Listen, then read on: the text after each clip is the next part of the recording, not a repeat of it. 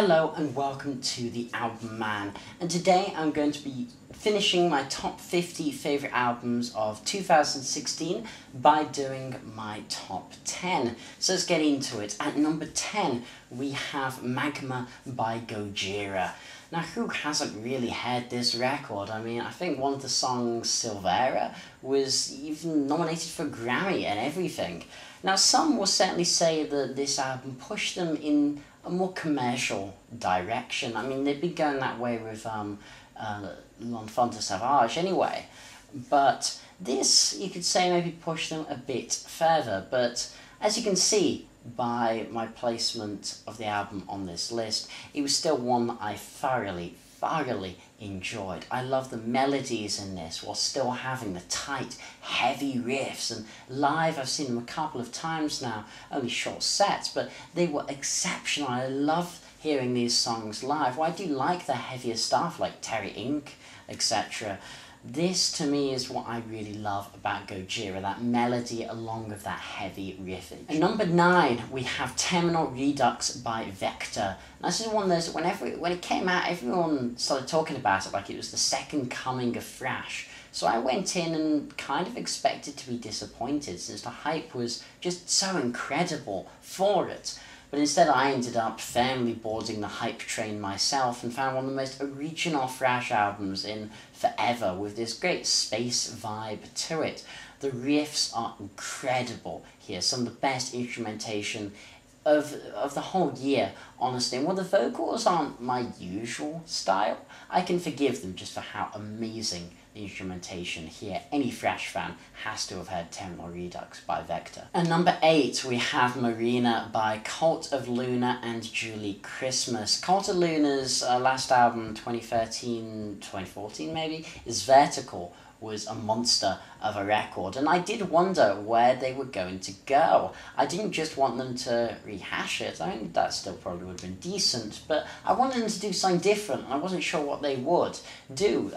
So they bring in this singer, Julie Christmas, who adds such a fantastic texture and layer of depth to their music, bringing a different feel and spice to the sound with her unbelievable vocal range and dynamism. She's a wonderfully charismatic performer with one of the most intense voices I've come across, and Cygnus, the final track on this album, is honestly one of the very best things Cult of Luna have ever done. It's a crowning achievement, coming in at 15 minutes long. It's worth checking out. It's almost better than either Weapon from Vertical. At number 7, we have one of the sadder releases of 2016. This is Black Star by David Bowie. This was David Bowie's final album, and it was released only a week before his death. And it was a death that really hit me hard. I wasn't expecting Bowie to go so suddenly, especially after having released such a great album as this. And it's easy to, want to acclaim this album, more than it's worth just because, it was Bowie's final record. But honestly, even without his death, and, that shouldn't change the album at all. It's one of the best records of the year. It's so different to anything he's ever done before. This is a jazz record at heart, and his vocals are in top form, with the best song being Lazarus, which is just one of the most moving and powerful songs of his career, especially after his death. You really feel what it's truly about, and you realise that Bowie, unlike Lazarus, ain't coming back, and there's a finality to this record that's really hard to digest. At number 6, we have Disassociation by the Dillinger Escape Plan, the legendary mathcore band's final release, which came as a bit of a surprise to most fans.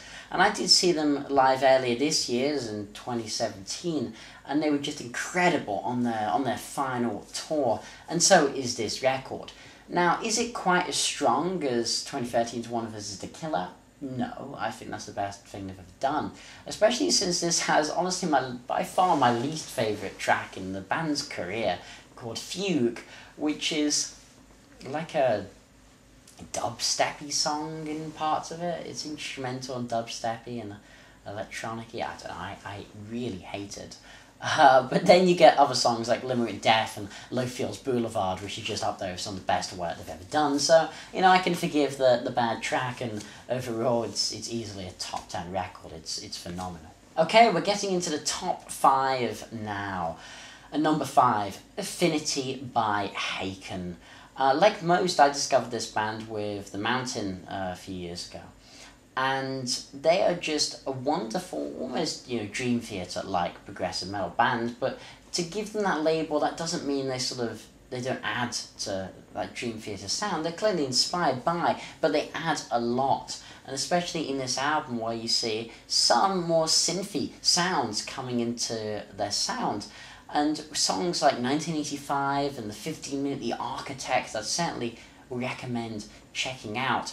Is it the best prog metal record of 2016? Well, it's damn close. Because at number 4, we have On the Eve of a Goodbye by The Reticence. This is by far the most obscure band and album on the list, and yet also one of the most powerful, and one of the albums that stuck with me the most through 2016. Chris Hathcock, the man behind The Reticence, which is a prog metal project, released this 72-minute long concept album, and it's just one of the most moving experiences of the year. Not only is it prog metal at its finest, but it has an emotional weight and gravitas to it that can really not even be surpassed by anything else in the year. Even albums like Black Star and Leonard Cohen's and Nick Cave's don't quite match, to me, the raw emotion on display here. It is a concert record and it's perfectly constructed. The instrumentation is at a level where it should be getting thousands and thousands of views, not the, only a couple of thousand hits that it's got on Spotify. I don't know why more people don't know about this band, because they make such phenomenal music, with the vocals going from sort of tour-like cleans to just vicious growls. And I don't want to know what Chris Hathcock had to go through in his life to make such a record, especially with the screams on something like Funeral for a Firefly, which does Dillinger Escape Plan even better than what Dillinger Escape Plan does. This is a masterpiece, honestly, and I did say that a while ago about back in 2012 for their last album, Le Temps de Tout, and this is even better. This knocks it out the park and is just a whole different level. At number 3, we have Nonagon Infinity by King Gizzard and the Lizard Wizard, by far the best band name on the list. And also one of the best albums on the list. It's the most creative and original album I had in 2016 from the, honestly, soon-to-be Australian legends, King Gizzard. They're one of the most hard-working bands in music, constantly touring, and in 2017 they're planning to deliver 5 albums. They've already delivered 1, and they've got another one coming out roughly next month, if this is uploaded when I'm recording it. And this is an ambitious, sort of modern, psychedelic concept album that actually loops onto itself. So the end track perfectly feeds into the first track. It's designed that you can just listen to it in a loop, with no breaks or anything. And I've never heard anything quite like King Gizzard. I really want to see them live. I've heard their live shows are meant to be spectacular. And yeah, if you're not aware of these guys, then you've really got to do yourself a favour and check them out. They're an interesting band. At number 2, Natter's Fared by Cavell Attack. I only really started getting properly into this band last year, and I quickly found myself to be just utterly besotted with them. The fast, frantic riffs that just sound like blackened classic rock was just startling to me. And here I'd say they really turn up the classic rock influence of Natter's Fared. And it's sounding like an extreme metal Thin Lizzy at times, with guitar riffs to die for, and choruses that will stay in your mind for just many weeks and months, despite them all being sung in Norwegian.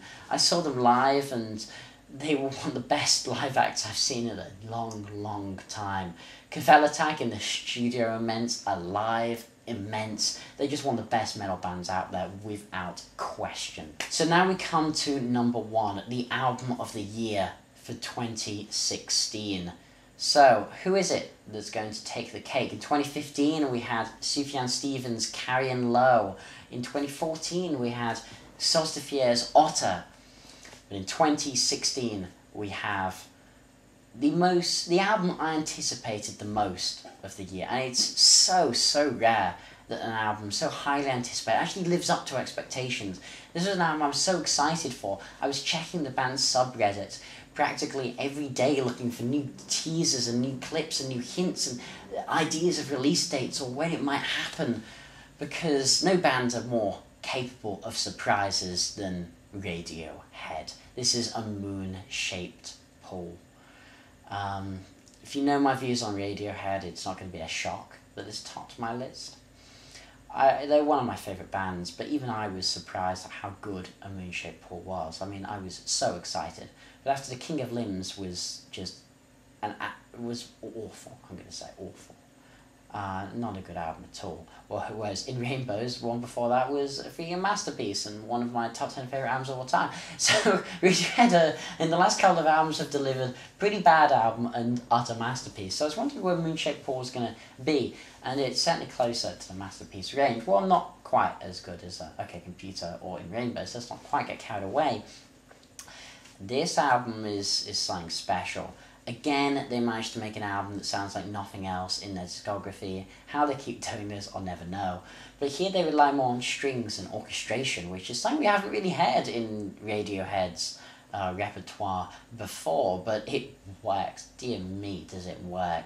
But there's also this sad, depressive, melancholy atmosphere from Tom York's lyrics and his words, from the re-recording, the first formal recording of True Love Waits, which ends the album and is just absolutely heartbreaking, devastating song, to the atmospheric and odd daydreaming with its backmasked vocals at the end.